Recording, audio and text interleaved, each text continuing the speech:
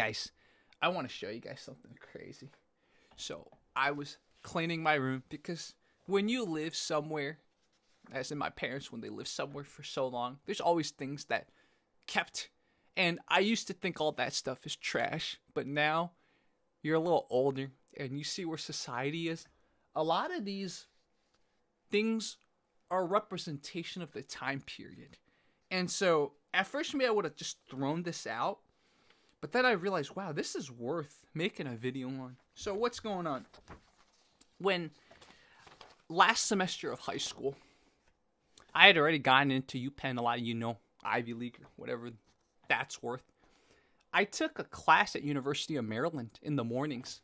It's 2 days a week. The professor would come from University of Maryland to my high school. And it was an entrepreneurship class.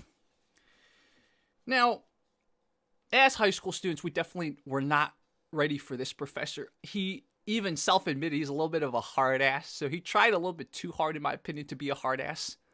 But I think in his mind, it's tough love sometimes, right? The business world is unforgiving. So if you're going to learn about entrepreneurship, you got to get some tough love. Anyways, the thing that I remember the most about that class was the professor didn't believe me, but I told him one day Americans are really going to care about the posture that they go to the bathroom, like number 2 as in, because if any of you heard about squatty potty, I don't think anyone's not heard about squatty potty now. Any of this stuff, people know the sitting posture is very bad for getting all that stuff out. So notice I'm trying to use euphemisms because later on in this video, I will probably swear. So I just don't want to front load it with a lot of things that could get this video demonetized. But anyways, it doesn't matter because if you can stick to an idea and justify it, even if someone doesn't believe you, I think you're halfway there, right? Think about what I've been doing all my life. Like, I've built many YouTube channels, and very few people believed in it, but I had a vision, and some of those channels made money. Quite a lot of money. So, anyways, going back to this was, I don't know how long University of Maryland was doing this, but again, they're targeting people who probably wanted to go to University of Maryland. Now, obviously, I got into University of Maryland. You know, it's the state school. It's a good school. Okay, to anyone who went to University of Maryland, it's a good school. And I got into what's called the Gemstone program. I don't know if they even have that anymore, but I got into the Gemstone program. But one thing that made me do a double take is I didn't even realize to take this class my senior year of high school.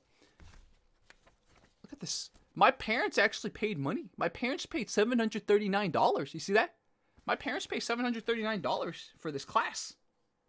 It's so funny, like things you don't remember, right? Because now you're an adult, you think about finances. My parents actually paid. For those of you who don't remember inflation, okay, $739 is nothing now, right?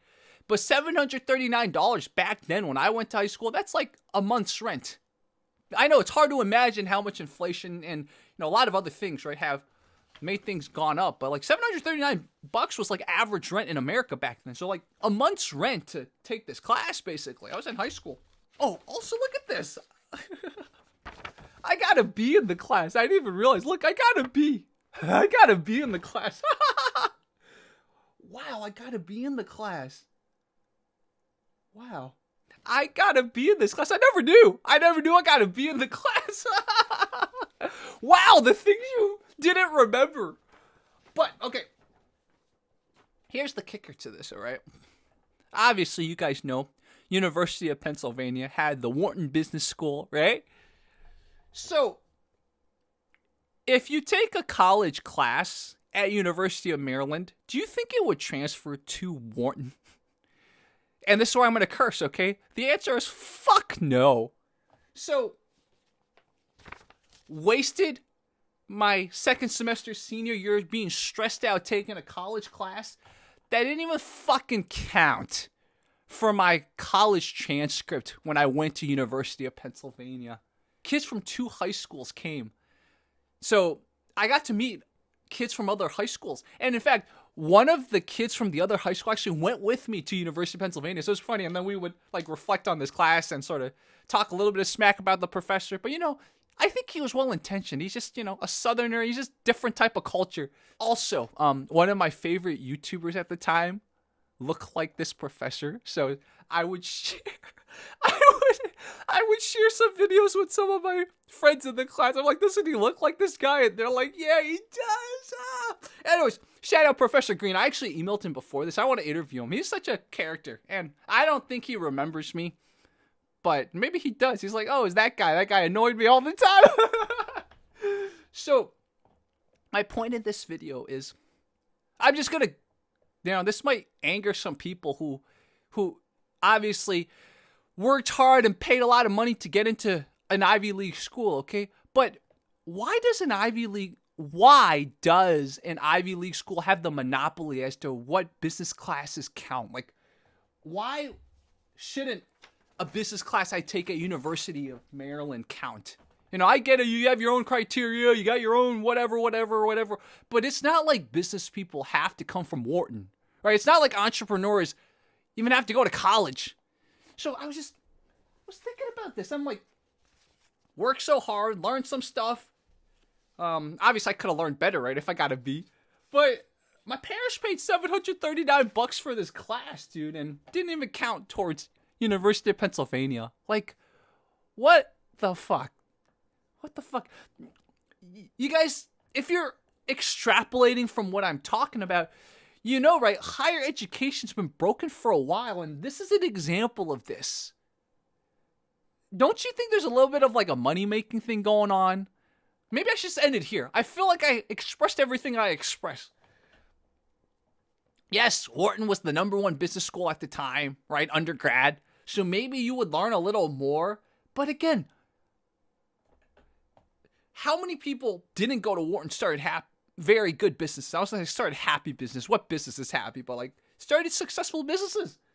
So, yeah, there's something wrong about higher education. There's something really, unfortunately, wrong about higher education when literally you feel like there's classes that are wasted. It's just crazy. Like, this class stressed us out. Most of us had gotten to college by then, okay? So part of it was like, we were like, why are we even taking this class? Why are we even stressing ourselves out? Why are we even not enjoying our senior year of high school? But again, that's another talk for another time, right? How much to hustle, how much to find a balance, etc., how much to enjoy life, etc. That's not what this talk's about. The reason I wanted to record this was because there's like a disconnect between higher education. Maybe the higher education institutions shouldn't have thought of themselves as a business and should have thought about, okay, we're trying to teach people for society. We're trying to teach better citizens. We're trying to teach, like, we have a bigger moral responsibility than just like trying to make money off our students. So you would think a class like this, maybe the schools could communicate, be like, oh, here's our curriculum. Okay, like act like a team instead of like act like a business, right? This is the downfall of higher education, is that it was too much like, oh, let's just get as much students, let's get much students, it doesn't matter if we teach them, because, one day some of them are going to make money and they're going to donate to, it's like a bubble. That's how the bubble was created. Treated every individual as just a number. They didn't think about implications to society. They didn't have all like the more higher purpose things that originally higher education was supposed to be. Higher education, yes, it theoretically should help you find a job better, but that's not the only reason higher education should exist, right? It's supposed to be there to build better people. It's supposed to be there to expose you to thinking that you weren't able to be exposed to if you didn't pay all that money and work all that hard to get there, right? And how much has higher education failed? How much has higher education failed? Again, I should have known. I should have known the warning signs when it's like, it's so funny. It's so funny that I kept this. So funny I kept this after all these years. Like, I'm like, why did I keep this? I guess maybe I needed to do this rant when I was older. I don't know.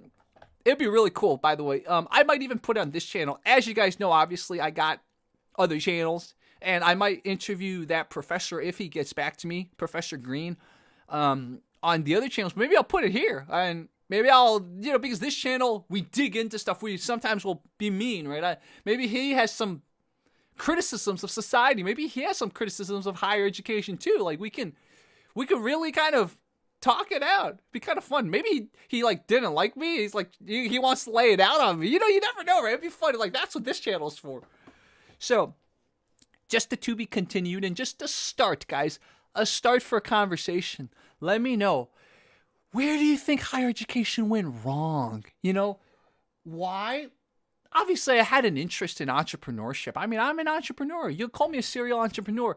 Why was that not nurtured? Why was there not enough information or support, especially for people who didn't grow up in American culture? There was no guidance for people like us immigrants. You went to college, it felt like there were people who knew, and then there were people like us who didn't know what the heck was going on. I don't know if any of you felt that in college. And it's just crazy. It's absolutely crazy. Again, if I knew that this course would just stress me out in high school and also never count towards my education, then I wouldn't have taken it. I feel bad having my parents pay $739. $739 was a lot back then. My family, we're middle class, right? So you see where the middle class is going now in society. Like $739 is a lot for a middle class family, especially back then, man.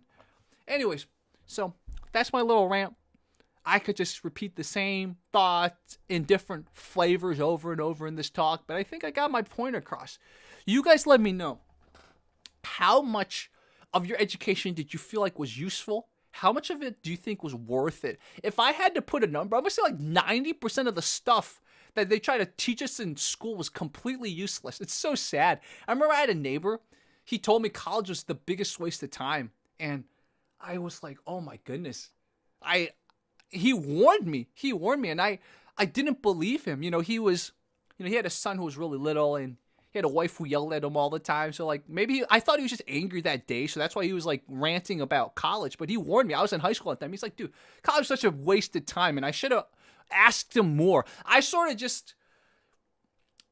gave him a counter argument. I'm like, I think college will be good for the social aspects. I told him that. But sometimes when people are that passionate about stuff, instead of trying to debate them, ask them why. I never asked him why. I should have asked him why.